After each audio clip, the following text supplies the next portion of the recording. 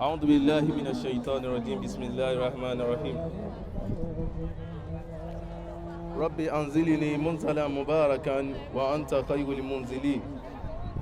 ربي أنزلني منزلا مباركا وأنت خير المنزلين ربي أنزلني منزلا مباركا وأنت خير المنزلين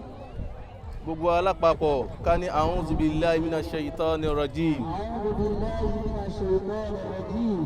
ẹni tí èṣù bá ti jókòó sí ẹ̀gbẹ́ kó ní a'udhu billahi minash shaitani rajim a'udhu billahi minash shaitani rajim. ìsẹ́mbà ló ti fẹ́ tán yìí ó ti wá nu kádàrá ẹlòmíì ò bọ́dún lọ ni kò sọ́gbọ́n tó fẹ́ dá sí kódà kó fẹ́ sọdá lórí títì mọ́tò ó pa kádàrá ti ẹnu ẹni tọ́lọ́run bá fẹ́ kí ọlọ́run kọ kádàrá búmọ̀ òun kó ní a'udhu billahi minash shaitani rajim a'udhu billahi minash shaitani rajim. nítorí àsìkò akí ọlọ́run kó bá ṣe àlékún kí àti fánà Muhammad àwọn àbá mọ̀díwù níjòkó ọlọ́run kí kárí àfa wa pẹ́ ọmọ kéwú lèmi wá sí ní ìbàyí àwọn àfọkọ̀wọ́ kan ní kí n wá sọ̀rọ̀ ni mo tẹ̀lé àwọn àfa wá sí ìbàyí ni ọlọ́run kí kárí àwọn wa pẹ́ o ẹ ti bẹ̀rẹ̀ náà nu ọlọ́run jó dalẹ̀ ọlọ́mọ fi ń la lójú wala haula gbogbo àwa tí a tẹ̀lé wọn ọlọ́run kó do tẹ̀ nìkan kan wa náà Al-QOMORY foundation ọlọ́mọdé ó bàjẹ́ láyéláyé ẹjá sàmì dáadáa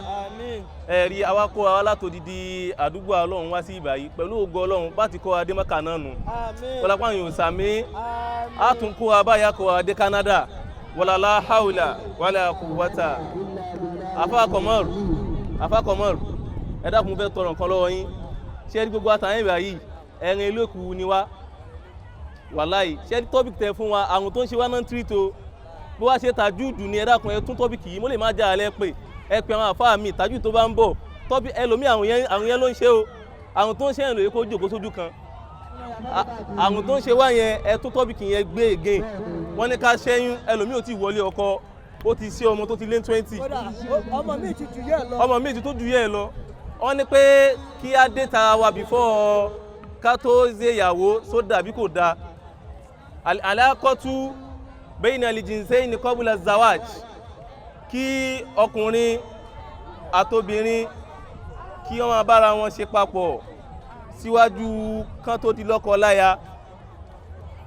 àwọn àfáà wa wọ́n ní haramu ni kí la pé haramu ni wọ́n wá ní kí ló fà tó fi jẹ́ haram ṣó ń gbọ́ haramu nítorí pé kí ni níbi tí ọkùnrin àtobìnrin tí wọ́n bá ti jókòó ẹ̀hàn pé ọkùnrin àtobìnrin èyàn mélòó ni wọ́n bá wọn èyàn méjì mẹ́ta wá ni wọ́n torí pé èṣù máa ṣìkẹ́ ẹ̀ta wọn Allahu Akbar. gbogbo relationship dẹ̀yẹ láyé yìí téèyàn bá fẹ́ gbádùn ẹ̀ èyàn máa request fún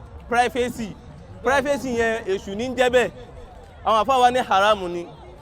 wọ́n wá tún ní dating yìí tá bá fẹ́ fẹ́ra wa síwájú kí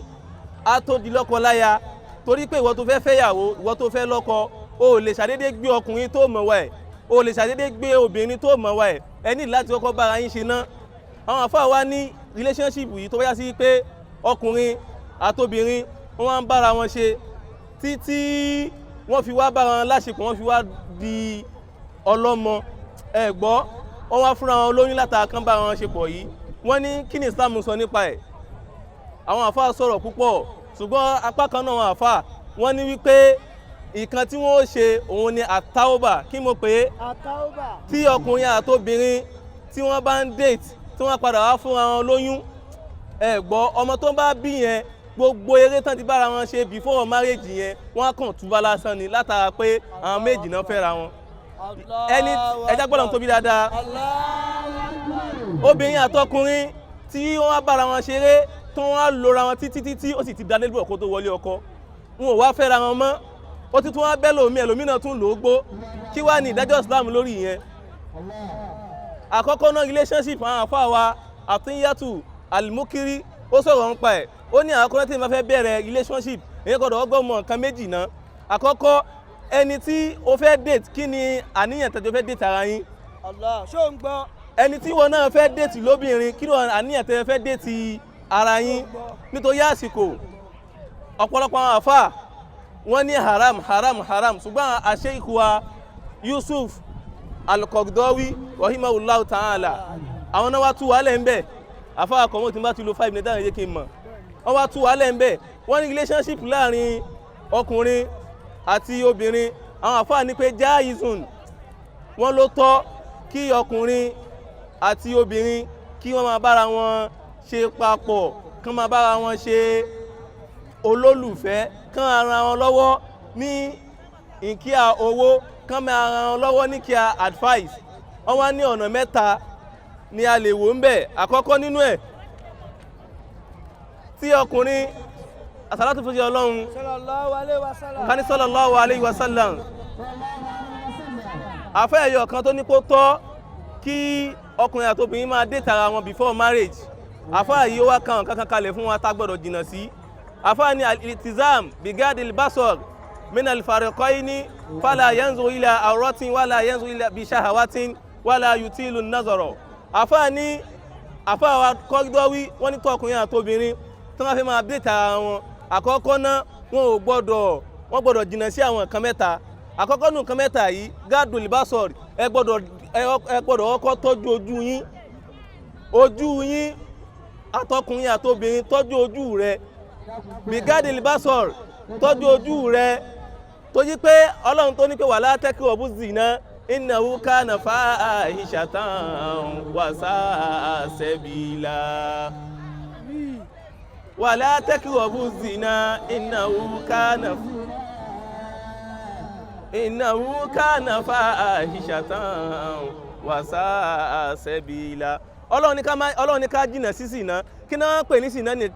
ní ṣìnà ṣìnà bẹ̀rẹ̀ ṣìnà póríṣiríṣi ṣìnà ojú ń bẹ ṣìnà ọwọ́ ń bẹ ṣìnà ọkàn ń bẹ Allah kò ń ṣe ṣìnà abẹ́ nìkan lọ́run ní ká jìnà sí obìnrin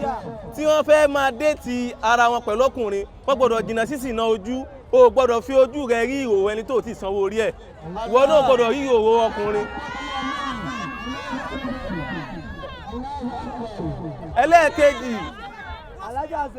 ẹlẹ́ẹ̀kejì àwọn àgbọ̀ torí wọn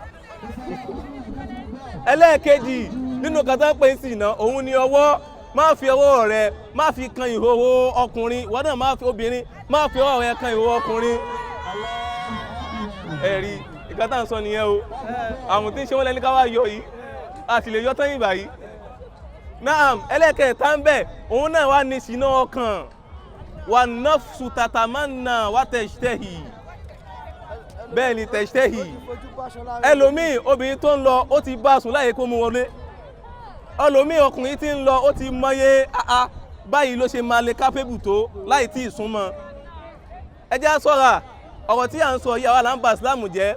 ọ̀pọ̀ ẹlòmíì àfáà kan ní ó ní kóun fẹsẹ̀ lẹ́ ó tẹ́ wọn lọ́rùn ju kóun fọmọ mùsùlùmí lọ ó ní kí ló dé ó ní wọ́n borí ni wọn ò bò wá ṣé lè tó wá kọ́ ẹlòmíì ò tí ì wọlé ọkọ ó sì ti darúgbó ó ti jù yẹ lọ ọmọ mi ò tí ì wọlé ọkọ ó ti gbójú yá ẹ lọ ẹlòmíì ò tí ì wọlé ọkọ wàláì ẹlòmíì obìnrin mi wọ́n ń dè tiẹ̀ ni kò mọ iye ọkùnrin tó ti kọjá lórí ẹ̀ ó tó ní kò mọ iye kò ló ń kà ó wá ń sọ pé kọ́lọ́run jẹ́ kó o bímọ rẹ o lè rọ́mọ rẹ bí gbogbo ẹni tí bá ń ṣe bẹ́ẹ̀ ẹjá farabalẹ̀ dáadáa ẹjá farabalẹ̀ ètò Islam la wà yìí ẹjá farabalẹ̀ dáadáa gbogbo kíní èèyàn kan béèrè question kan jẹ́ tọ́wọ́ kọ̀mọ́rù post lecture ṣẹ́ni ẹ̀ wà nígbà ilé ni wọ́n ní pé àfáà tí wọ́n fún ní topic ṣé òun náà kó sínú ẹ̀ aná Muhammad ẹ jẹ́ gbọ́dọ̀ tóbi dáadáa tabaníká wo gbogbo ayé láyé ìpátá pé talẹ́ni tí ó fún láti sọ̀rọ̀ tí ò ní kó sínú ọ̀rọ̀ tó ń sọ yẹn a lè rí aná Muhammad nìkan náà ni so topic tí wọ́n fún wa yìí ká treat ẹ̀ dáadáa bíbi pé a fẹ́ wo àrùn náà sàn ìwọ náà ọkùnrin náà tiwa náà wà lára wa o àfáà kan ó pín relationship ó pín sí méjì ó ní alákọ̀tún laylatil wahida wà alákọ̀tún jinsi yazatul manafin àfáà ní ọ̀kan nínú relationship tó worst òun ní one night standing kí mo pé relationship tẹ́ ń ṣe náà ni ìjẹ́gbọ́n tóbi dáadáa ẹlẹ́ẹ̀kejì ní friend with benefit ẹ̀rí ìkan tó ń ṣe nìyẹn o ẹgbẹ́ ṣe ń gbọ́lọ̀ tóbi ẹ understand friend with benefit òun lè pè ní bestie tẹ́ ń pera yín yẹn Haramu ni, àdánwò ni, ẹjẹ́ jáwọ́ ń bẹ̀. Ẹ jáwọ́ ń bẹ̀. Náà pápá Zadi gbogbo ọkọ̀ tẹ̀ pé ó kọ bú ni. Ẹyẹ ká fabalẹ̀ ká wò ìwọ tí o fẹ́ bọ́ sínú ìgbésí ayé tuntun. Mọ̀ká tán pè ní Zawadi ni. Sàtífíkẹ́tì tán fún wa níjọ́ ìyàwó yẹn wọ́n tàn wá ni. Lẹ́tà tó yá sí pé tẹ́yìn bá ń ṣiṣẹ́ láyé yìí tẹ́yìn bá ṣiṣẹ́ tán náà máa ń kíyàn kú iṣẹ́. Ṣùgbọ́n tíjọ́ ìyàwó ló yàtọ̀. Tó bá fẹ́ ṣe máàjù wọn fún sàtífíkẹ́tì. Iṣẹ́ tẹ̀ tí ṣe tán fún sàtífíkẹ́tì. Obìnrin mi ò ti bà yá rẹ̀ jẹ́ ìgbésẹ̀ tó yẹ kó o máa gbádùn ìgbádùn tó yẹ kó obìnrin mi gbádùn lé ọkọ ó ti gbádùn ẹ̀kọ́ tó wọlé ọkọ ó fẹ́ jìyà ní tó wá wọlé ọkọ. Ẹ jẹ́ ká bá aṣọ tó dùn ọ̀rọ̀ kò sí nǹkan kan bẹ́ẹ̀ à ń tanra wa ní gbogbo wa ọ̀pọ̀lọpọ̀ à ń tanra wa ní. Ṣé wọ́n lè tọ́ o lè fi ọlá bí o ṣe gbé ayé nígbà ọ̀dọ́ tí o lè fi tọrọ fọ́mọ ẹ. Ó tọrọ délẹ̀. Àwọn èèyàn bẹ́ẹ̀ ni Ọlọ́run kò jẹ́ kára alájà wa pẹ́ alájà wa níbẹ̀ ni. Wàhálà Islam ń sunkún o ẹni tó bá lè tọ́ pé ìwú òun ni kọ́lọ̀ ń yọ náà ọmọ obìnrin kó nawọ́ kọ́lọ̀ ń yọ owó iná ọmọ obìnrin. Àrọ́wọ́ yìí wàhálà ó dàbí eré ni kò ń ṣeré o. Islam ń sunkún nítorí àsìkò. Àsàlátù fún sí Ọlọ́run kání sallallahu alayhi wa sallam kání sallallahu alayhi wa sallam Ànábì Muhammad sọ̀rọ̀ kan sallallahu alayhi wa sallam Ànábì Muhammad ní ma tarakitu ba'di fitnatan adorra ala rijali minan nisa. Ànábì Muhammad ní ìgbà tóun fẹ́ kú tóun rí kú báyìí ìkan tí ń pa òun lẹ́kún jù tí ń bẹ òun lẹ́rù jù ó ní nǹkan yẹn ọ̀kan ni.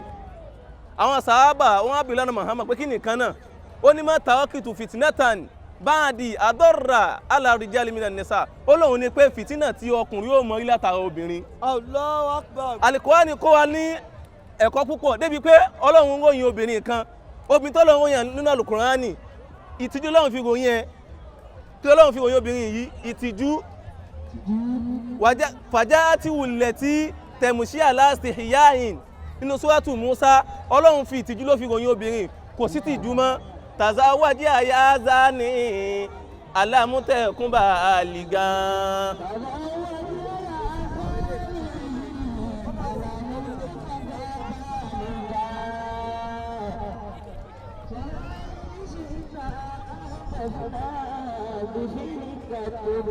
Orin tí a ń kà yìí àwọn ustaz wa Al-Mahbub adamallahu hayatahu Ọlọ́run kó jẹ́ ká rí wọn pẹ́ àfáwà náà kọrin tá ń kà yìí inú tíra wọn ló wà wọ́n tẹ tíra náà ní ọdún 2017 pages tó wà nínú tíra yìí àfà ustaz wa Al-Mahbub wọ́n tẹ tíra yìí ní ọdún 2017 pages tó wà nínú tíra yìí jẹ́ 139 ọ̀rọ̀ tí mò ń sọ yóò wà ní page 37. Allahu Akbar. Wọ́n ní tàzáwájí àyáza ní ìkan tó ń ṣẹlẹ̀ yìí question tán béèrè lọ́wọ́ mi lẹ́nu yìí wọ́n béèrè lọ́wọ́ tí wọ́n náà ń gbà náà èsì tán wọ́n fún wọn ni pé tàzáwájí àyáza ní ìwọ oníṣìná lọ́kùnrin ìwọ oníṣìná lóbìnrin lọ fẹ́ ọkọ ìwọ náà lọ fẹ́ ya alámútẹ́kùn bá lì gan èyí tó ṣe ìranù tó ṣe ó ti tó lọ́wọ́ nìkan fẹ́.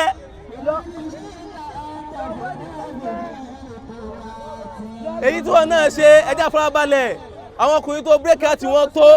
àwọn ọkùnrin obìnrin tí wọ́n náà fún ní breakfast ó ti tó ìwọ náà lọ wọ́kọ wọ́n nìkan fẹ́ ọ subhana rabbika rabbil izzati amma yasifun.